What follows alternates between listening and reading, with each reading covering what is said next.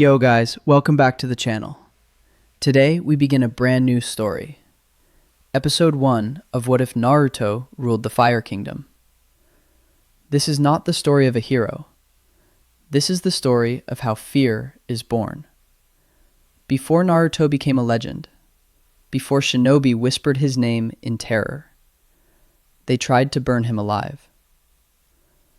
The land of fire was never as peaceful as people believe.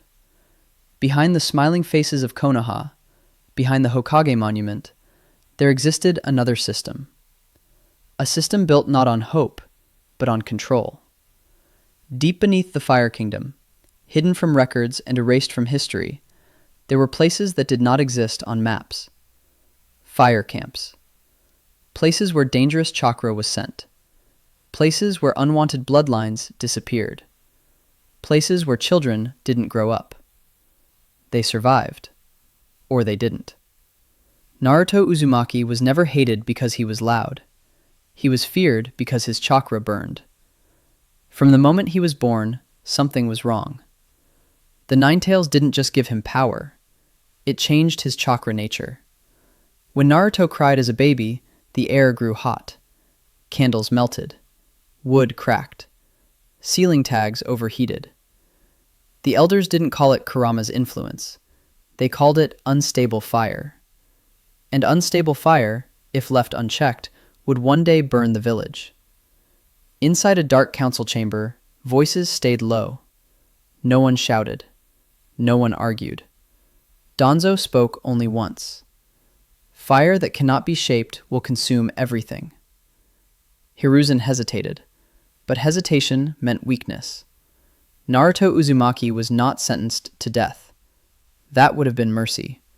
He was classified as a fire hazard, and fire hazards were sent below. Naruto was 3 years old when they took him. No goodbye, no explanation. Just masked men and burning chains that suppressed his chakra. The fire camp was not a prison. It was a furnace. Children were thrown inside and forced to adapt. Most screamed. Most burned. Most didn't last long. Naruto didn't cry, because every tear made the chains glow red. Days passed. Naruto barely spoke, barely ate, but something strange began to happen. When other children collapsed from heat exhaustion, Naruto sat calmly. Fire didn't hurt him. It avoided him. Embers shifted when he moved. Flames bent slightly in his direction. The guards noticed. One whispered that the fire listened to the boy. Another said no. It was bowing. One night, a seal inside the ember pit failed. Flames surged out of control. Children screamed. Guards panicked. In the center of the chaos, Naruto stood up. For the first time since arriving, he spoke. "It's too loud." The fire obeyed. Flames compressed. Heat folded inward. The roar disappeared. And then, a single controlled explosion erupted. Not destruction. Domination. The pit survived. The guards survived. But the fire changed. It turned deep crimson, as if it had found its owner. Reports spread upward. Not official reports. Whispers. There's a boy in Ember Pit 0. The fire listens to him. He doesn't. Scream. He doesn't burn. Danzo smiled. So the Fire Kingdom has found its king. Naruto was moved deeper, lower than any fire camp, to a chamber sealed with ancient Uzumaki scripts. On the door, carved in old language, were words no child should ever read. Only fire that consumes itself may enter. As Naruto stepped forward, the flames around him bowed completely. Inside his mind, Kurama finally spoke. Not mocking, not angry. Serious. "If you walk in there, kid, you won't come back the same." Naruto looked at the door, then forward. Good. The heat doesn't fade when Naruto opens his eyes. It presses against his skin like a living thing, not burning, watching.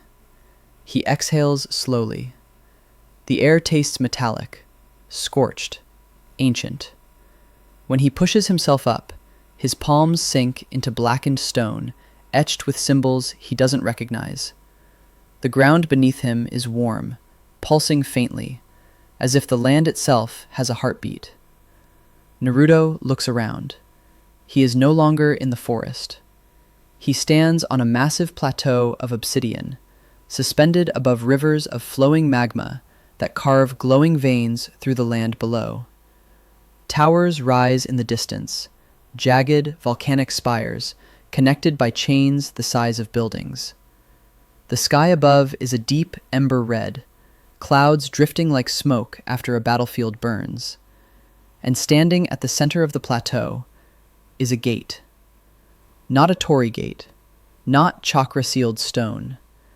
This gate is forged from black metal and crimson crystal, cracked and repaired countless times. Flames crawl along its surface, not consuming it, bowing to it. Naruto feels it then. A pull. Not toward the gate, toward himself. Something inside him stirs. His chakra coils tighten, reacting before his mind catches up. The warmth inside his chest grows heavier, denser. It doesn't feel like Kurama. This power is sharper, older, angrier. A voice speaks. Not loud, not distant, right behind his ribs. You finally arrived. Naruto spins around, kunai already in hand. No one is there. The voice chuckles, low, amused, disappointed. This land has waited generations for you, and you hesitate. Naruto steadies his breathing. Show yourself, he says. I don't do creepy voices. The magma rivers surge. From the flowing fire, a figure rises, not burning, not melting. A humanoid shape forged of ember and shadow, its outline constantly shifting, like flames trying to remember being human. Eyes ignite. 2 blazing cores of molten gold. I am the warden of the first flame, the being says, and this is the Fire Kingdom. Naruto swallows. He's faced gods, monsters, legends, but this presence doesn't feel like an enemy. It feels like judgment. Why am I here? Naruto asks. The warden steps closer. Each footstep sends cracks racing through the obsidian. Because the shinobi world is dying, it replies, and because you carry a spark that was never meant to belong to it. Naruto clenches his fists. Kurama? He asks. The warden laughs, a sound like collapsing mountains. No, the fox is a candle. The warden raises a hand. A vision explodes into the air. Naruto sees Konoha, peaceful on the surface, rotting underneath. He sees wars repeating themselves under new names. He sees children inheriting grudges older than their villages. He sees chakra weapons, artificial gods, endless cycles of destruction. And above it all, the warden continues, a fire that was sealed away because it could not be controlled. The vision shifts.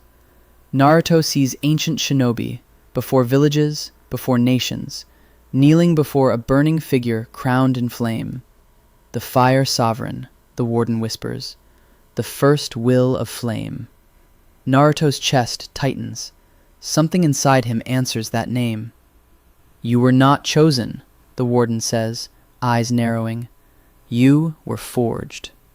The air trembles. Naruto's chakra flares without him summoning it, not orange, not blue, deep crimson. Heat rolls outward in a shockwave, cracking the plateau beneath his feet. Naruto stumbles back, shocked. What is this? He breathes. The warden's expression turns solemn. This is only the ember. Naruto looks down at his hands. Thin lines of glowing red trace across his skin like cracks in cooling lava. His pulse syncs with the land. The Fire Kingdom is responding to him, or claiming him. Suddenly, Chains erupt from the ground. Massive, burning links coil around Naruto's arms, legs, torso, slamming him to his knees. The heat spikes instantly, searing through his senses. Naruto roars, trying to break free. "Why are you doing this?" he shouts. The warden steps closer, towering over him. "Because fire does not obey," it says. "It consumes." The chains tighten. Naruto screams as memories flood his mind. Anger, loss, rage, loneliness. Every time he wanted to burn the world down and couldn't. "This is your trial," the warden declares. "If you cannot endure your own flame, you will become fuel." Naruto grits his teeth, chakra surging wildly. The chains begin to crack. The warden's eyes widen, just slightly. Interesting. Naruto lifts his head, pain blazing through him. "I don't run from who I am," he growls, "and I don't let anyone decide my future." The chains shatter. A pillar of crimson fire erupts from Naruto's body, blasting skyward like a volcanic eruption. The entire kingdom trembles. Towers crack. Magma surges violently. The warden staggers back. Naruto rises slowly to his feet, surrounded by burning chakra that doesn't scorch him. It bows. But Naruto is shaking. This power is unstable, dangerous, hungry. The warden regains its footing, staring at Naruto with something close to fear. "So the spark survives," it murmurs. The sky darkens. Above them, something massive shifts behind the clouds. A Mariko dark silhouette. Wings. Naruto looks up. "What is that?" The warden's voice drops to a whisper. "The first guardian," it says, "and it has awakened." The clouds tear apart. A colossal dragon of living flame descends, its roar shaking the Fire Kingdom to its core.